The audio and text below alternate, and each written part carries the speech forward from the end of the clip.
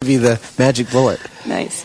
And then, so then you've got that interaction for you with the camera seems to result in your audience wanting to email you, and you've got message boards and everything. Mm-hmm. And haven't you been picking up more ideas for the show from your fans? It's the stuff we get personally in Jamie's and my email and stuff that's posted to the Discovery boards has always been a really key part. More than ever before, Jamie and I are real drivers in the material that we shoot. There is really a quartet of brain trust at the center of Mythbusters, and it's Jamie and I, Dan Tapster, our executive producer in Australia, and Alice Dallow, our director, producer on the ground in San Francisco. And between the four of us, we're the ones that decide exactly what to do. Dan has people monitor the Discovery boards. I don't read the Discovery fan boards. I don't read the Slashdot comments. I don't read the Reddit comments. They've actually really screwed me up from time to time. Really? They're so vitriolic. It's like, you've ever had your day ruined by just someone next to you in a car, not even railing at you, but having road rage. Like, it's so disturbing to see someone so upset. Yeah. And you read those things, and people get... and you know that it's like some 15-year-old kid. The internet is filled with 15-year-old kids. Yeah. And I liken them all to people in their cars. They're at the computer, which is just like being in your car, your armored car, so you can give the finger to anybody you want, and there's no repercussions because you're going to be gone. Computer rage. Yeah. Right. Computer rage, that's right. Keyboard cowboys, I call them. Yeah. I actually got an email back, because I love responding and just demolishing them. And then I got an email back once like, oh, I thought this was just going to evaporate in the ether when I hit the send button on my email. No, there's a person at the other end of the email, you know. But you're right, so you're cocooned in your little world, so you think that it's not reality out there that you're emailing to. So every now and then I get some, from last year's TAM on my Wikipedia page, which, by the way, I think Wikipedia needs an edit for the subject of the Wikipedia page. It needs a special edit tag. Like, I should be able to go onto my Wikipedia page and correct factual errors, and then that edit should have my tag on it. Right, like a colored asterisk that says the subject of this Wikipedia page has made this alteration. That's a good idea. Because on the Wikipedia they think my middle name is John, which it isn't. What's your middle name? Whitney. Whitney. Whitney. At any rate, it's a family name. It's a family name. It's actually my father's first name. There you go. I'd stick with John. At any rate, every now and then I do end up responding to some email that I shouldn't. And I got one a couple of months ago where some guy said, "You guys really," and there's always this kind of really lazy arrogance. You guys make me laugh. Sometimes the stuff you do is pretty smart, but I could prove that evolution is bunk and creationism in 5 minutes with you. Mm-hmm. Right, and I had just gotten home. I was a little tipsy, and I wrote back. I just wrote back. I drunk dialed. I was like, "How nice for you, send." Yeah. Have you ever typed out a whole email and then before you hit send, delete? Yeah, of course. Well, I did have a military guy write to me and was quite insulting about something he said. Oh no, it was the tracer rounds thing where he said, "You guys are freaking idiots for the tracer rounds you used," and I wrote back and said, "Actually, when our experts, our ballistics experts for the state police of California and the FBI, I'm going to trust the material they bring to us. I recognize that we may not have had a complete sample, but I'm going to trust the material that they bring to us. And where I come from, we start our email with a salutation and we sign it with our fucking name." And that was, again, I had 2 drinks in me and I was pissed off. And he ended up writing back a fantastic letter saying, "I am very sorry for my rudeness." And he said, here's the information you didn't have. Yeah. Right. And it was fantastic. But why wouldn't they start like that? And the answer is, and I think it just has to do with personal ego. Everybody likes to, that guy's on TV, he's famous, or that guy's on the radio. Or they wanted to get his attention first, right?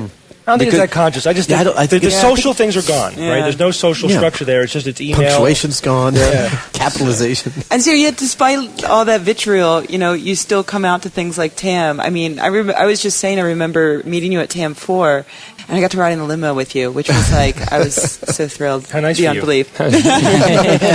But your enthusiasm, you guys were wiped out. You had been traveling all day, but you were so like, this is the coolest thing ever. I'm coming back every year. And I think that, like, we feel that, that love. And it's just so fantastic that you... Honestly, remember that my job on a day-to-day basis is me, Jamie, camera, sound, and a producer, director.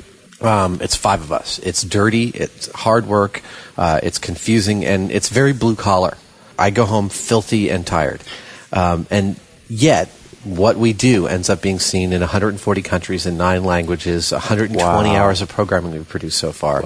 And do you watch yourself in German just to see what you sound like in German? I haven't seen myself in German. Jawohl. Actually, I was in Montreal 2 weeks ago. I was there during the Grand Prix, and this guy came up to me in a restaurant, so random, and he said, in broken English, with his friend as a translator, "I do your voice for the Spanish language." Oh my version of God! Mythbusters. Cool. That's and great. the fact is his voice is everything from Mexico to the southern tip of South America and Spain. It's fantastic. All across the world, this guy's Wow. voice, and he's I know because we did a Listerine commercial in Spanish. You did. Yeah, and they hired this guy to do my voice and his partner to do Jamie's voice, and they were very excited to get the actual. Does he have voice. like a really high squeaky voice? He sounds like Marcello Mastroianni. But a sexy Latin voice.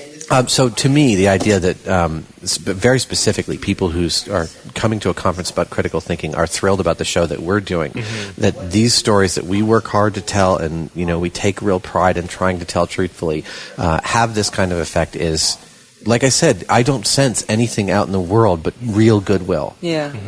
So how long do you see the show going on, and do you see like the format changing in any way, or? Well, the format's evolved over the years. We've gone into lots of different areas, from product testing to idioms. Idiomatic phrases have provided hours of stuff. We've delved, as the budget's gotten bigger, a lot more into movie myths and television myths, MacGyver, James Bond, Pirates of the Caribbean, Jaws. And we're doing Shark Week again this year. Are you? Yeah, we were down in the Bahamas in March, and there's 3 hours of shark programming coming up in late July. Oh, boy. Oh, can't wait. Yeah. What was the Pirates of the Caribbean stuff? I didn't see that. We did several pirate specials. Pirate specials turned out to be really popular. Yeah. Oh, yeah. Yeah, go figure. Pirates. I mean, They were very popular. I really tried to do pirates versus ninjas. I really tried to see that'd be great. a Who way to would win in a narratively do fight? it that wasn't absolutely stupid, and I could not come up with one. No, you need to do a whole show of who would win in a fight. Pirate versus ninja, shark versus bear, Exactly. But we did. It's absolutely ridiculous, but people loved it. We did could you really turn a rowboat upside down and walk on the bottom with it while breathing from it? Oh, yeah.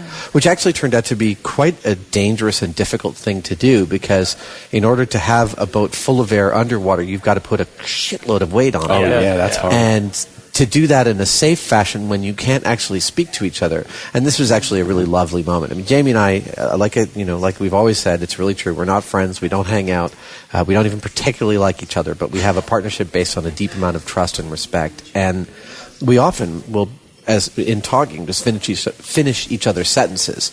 In fact, a lot of times we'll be having a conversation, and they'll say, "Could you please do that conversation again with pronouns this time?" Because I didn't get anything. And we were down under the water, and we've got this boat, and it's moving in very unpredictable ways, and we're trying to make it predictable, and we're on sawhorses we built at the bottom of a pool we can't mark with 1,200 pounds of weight on it, and trying to fill it with air. And there's 4 other crew members underwater, including us. And Jamie and I they're all trusting us to keep them safe. And Jamie and I are doing, we're making up a sign language, and there's absolutely hand signals, hand gestures. We're like idiots. We're all like, see that. We all nodded our heads. Yes, you can subtitle it. Yeah, great. There you go. So we're doing all these hand signals to each other, and they're not causing any more delay than talking to us underwater, just because we, in the key moments, really do think exactly alike about how things are working and how they ought to work. Yeah. So I see the show. I don't see any end to this. I mean, obviously there will be some kind of natural. One day you're going to die. That's why you know. Yeah, hopefully it's not on the show. How long is your current contract for?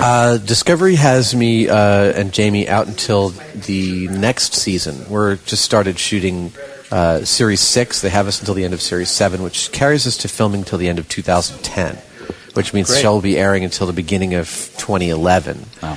And then, honestly, we've got enough material to carry us out through then, and we're always about 60 or 70 minutes ahead of the curve. There's entire hour-long special. I've got 3 or 4 entire hour-long specials that, still to do. High fidelity, still got to do vinyl versus CD. Yeah, right? Yeah. Still got to do speaker cable versus coat hanger. Oh, yeah. Awesome. And last year I